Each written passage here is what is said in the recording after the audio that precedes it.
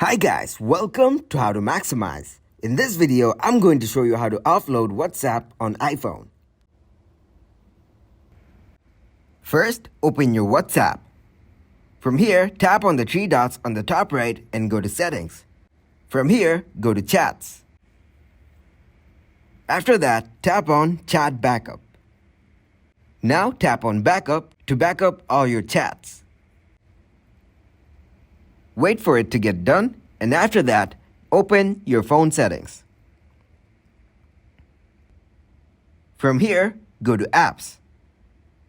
Now scroll down and go to WhatsApp. Once you're here, tap on WhatsApp. Then scroll down and go to Storage. Now just tap on Clear Cache. After that, go back and then tap on Force Stop. And now force stop the app. And it's done.